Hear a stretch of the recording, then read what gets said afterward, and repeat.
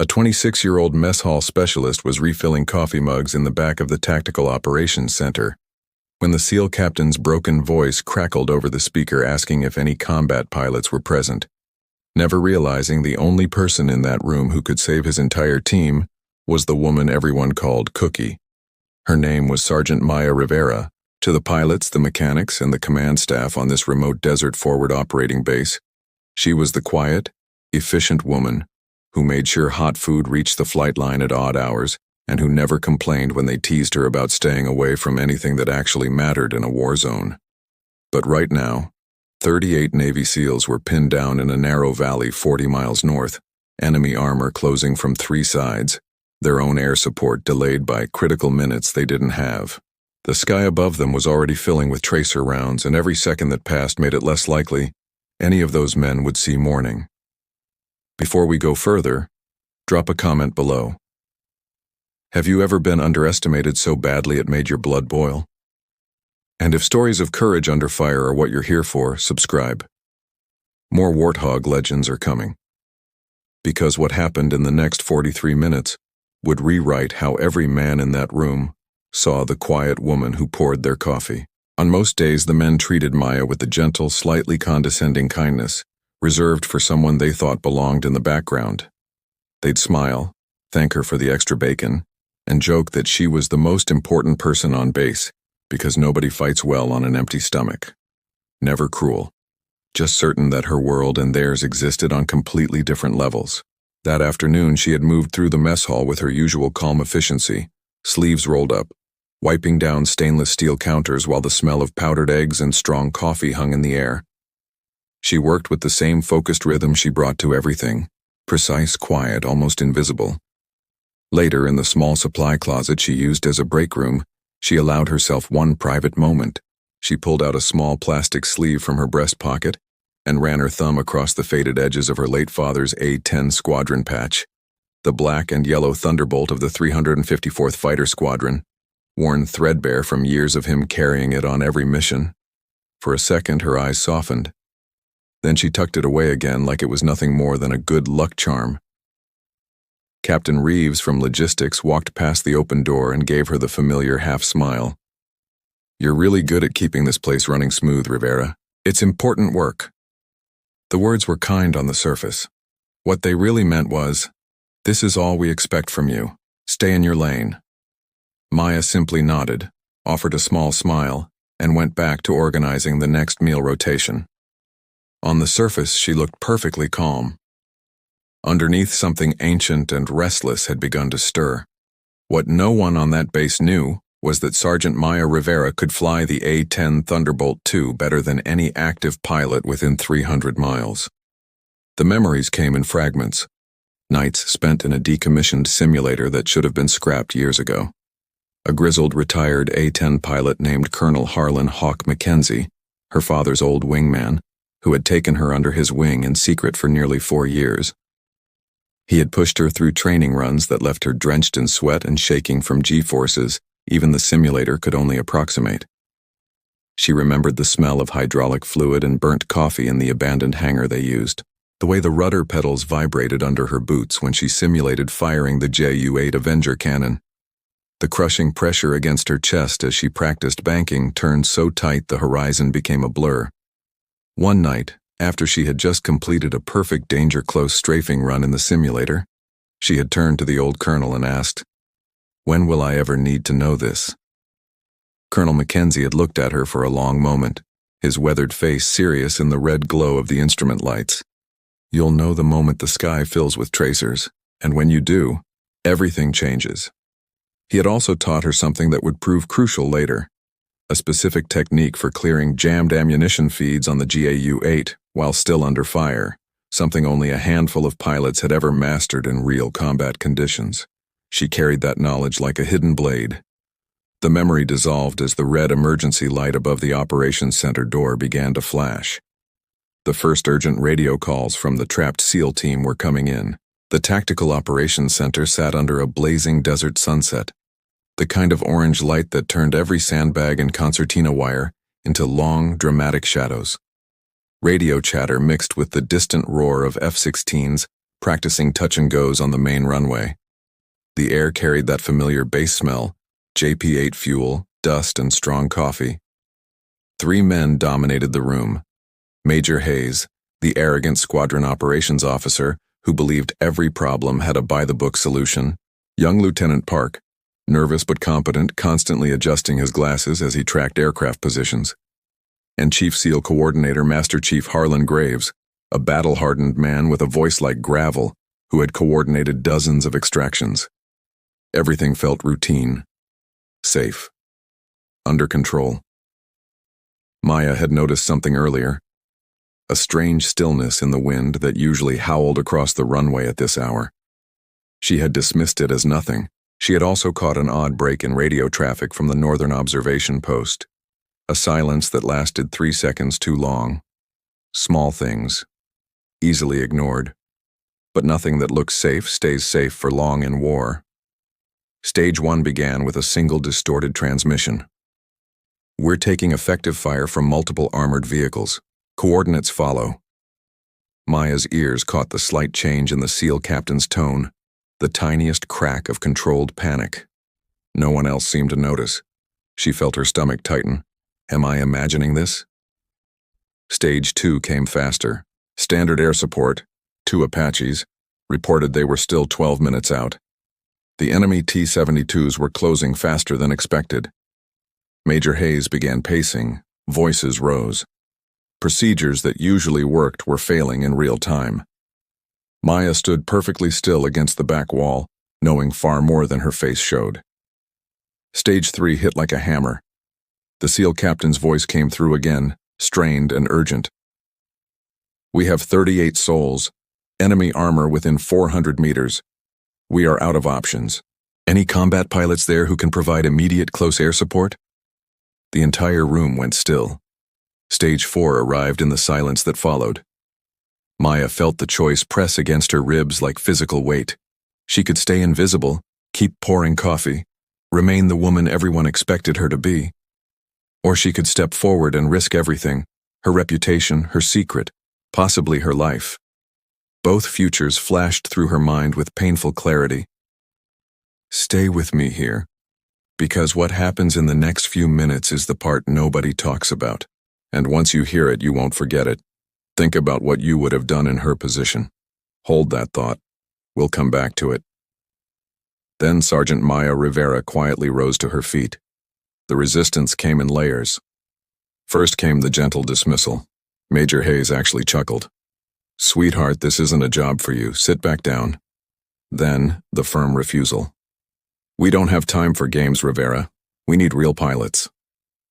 When their alternative, diverting 2 F-16s that were low on ammo and too fast for effective close air support, failed catastrophically, with one nearly hitting friendly forces, the room fell into desperate silence. Maya stepped forward, voice steady. The lead T-72 is using reactive armor on the forward glacis plate. Standard 30mm runs will bounce unless you hit the rear quarter panel at 30 degrees or less. I can make that shot. She walked to the radio console, adjusted the frequency with muscle memory no clerk should possess, and asked a single technical question about the A-10's emergency fuel transfer valve settings that left every qualified pilot in the room staring. Then she reached into the simulator terminal, pulled up a classified flight profile only someone who had actually flown the aircraft would know how to access, and executed a perfect cold start sequence on screen. The weight of the moment pressed on everyone. Master Chief Graves studied her face for 3 long seconds, then made the call. Get her to Warthog 309. Now, as she moved toward the door, Maya's hand brushed the faded squadron patch in her pocket. For the first time, it felt heavier. Not just a memory of her father, but a responsibility. Over the radio came the voice of the trapped SEAL captain identifying his team. One name in particular, Corporal Daniel Rivera, hit her like a cannon round. Her younger brother. She climbed into the cockpit of Warthog 309 with hands that shook only slightly. The familiar smell of jet fuel, sweat, and old leather enveloped her. Her breath came controlled now, each inhale measured. The instruments glowed green and amber while her body registered the crushing reality of what she was about to do. Colonel Mackenzie's voice arrived in her memory as clearly as if he were sitting beside her. You'll know the moment the sky fills with tracers, and when you do, everything changes. The actual situation was dire. 38 SEALs huddled in a wadi with less than 200 meters of maneuver room, 4 T-72 tanks and over 60 infantry closing fast. She had roughly 900 rounds of 30mm ammunition and less than 4 minutes of loiter time before fuel became critical. Her plan was simple. Danger close. One pass, then another if I'm still alive. She taxied, throttled up, and launched into the fading light. The engine screamed. The runway fell away. G-forces pressed her back into the seat as she climbed and turned north. Execution began the moment she crested the ridge. Enemy tracers rose like angry fireflies. She rolled the aircraft inverted to spot the armor, then brought it wings level. "One pass, guns only," she called, voice ice calm on the radio. The first burst of the GAU-8 sounded like God-tearing metal. The recoil slowed the entire aircraft. Bright orange fireballs erupted across the lead T-72's rear quarter panel, exactly where she had predicted. Allied voices on the radio shifted from doubt to raw hope. Then came the crisis within the crisis. The cannon jammed on the second pass, a feed failure at the worst possible moment with 2 tanks still tracking her brother's position. No training scenario had prepared her for this exact combination of dust ingestion and battle damage. The solution came from something human. She remembered her father's voice telling her years ago, not in any manual, but in a quiet hangar after a bad training flight. Sometimes you have to treat her like she's scared too. Instead of following emergency procedures, Maya talked to the aircraft like a living thing, reduced power, rocked the wings gently to shift the jammed round, and felt the cannon clear with a heavy thunk. Over the radio came an unexpected tenderness. Her brother's voice, and not knowing it was her, and crackled through. "Whoever you are up there, thank you. My little sister makes cookies better than you fly. But you're close." A small, impossible laugh escaped her lips in the middle of hell. 2 terrified people finding humanity at 300 feet above the desert. The final approach was the slowest, most detailed sequence of her life. Every second stretched. Tracers floated past the canopy like lethal snow. The valley floor rushed up. Maximum doubt flooded her chest as the last tank swung its turret toward the SEALs. Then the prophetic line returned in her mind with perfect timing. You'll know the moment the sky fills with tracers, and when you do, everything changes. She squeezed the trigger. The sky screamed as the A-10 unleashed its power. The final burst was imperfect. She took a hit to her left wingtip and had to fight the aircraft every foot of the way home. But it was enough. The remaining armor burned. The SEALs broke contact and moved to safety. She brought the damaged Warthog back through heavy vibration and smoke. The moment the wheels touched the runway, the entire base seemed to hold its breath. Then came silence. A long, ringing silence that felt heavier than any explosion. Before anyone spoke, Maya's hands shook violently once the canopy opened. Her throat was bone dry. An unexpected urge to both laugh and cry hit her at the same time as adrenaline dumped out of her system. She sat there for several seconds simply breathing. The first person to speak was Master Chief Graves over the radio. "Warthog 309, you just saved my boys. I don't know who the hell you are, but you're one of us now." Major Hayes, the skeptic, stood on the tarmac with his arms hanging at his sides. He didn't speak.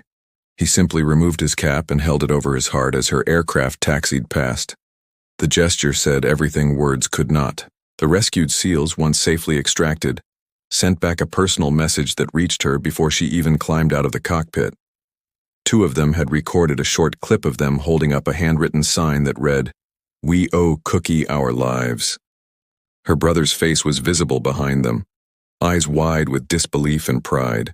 Official response came quickly. Professional commendations mixed with raw, unfiltered gratitude from the SEAL commander on the ground. Later that night, in a quiet corner of the same abandoned hangar where she had trained, Colonel Mackenzie waited. No triumphant hugs. Just 2 exhausted warriors looking at each other. He placed one hand on her shoulder. She covered it with her own. No words were necessary. They both understood what had been passed between them. Maya pulled out her father's faded squadron patch one last time. The object that had once meant memory now meant mission completed. Its meaning had changed completely.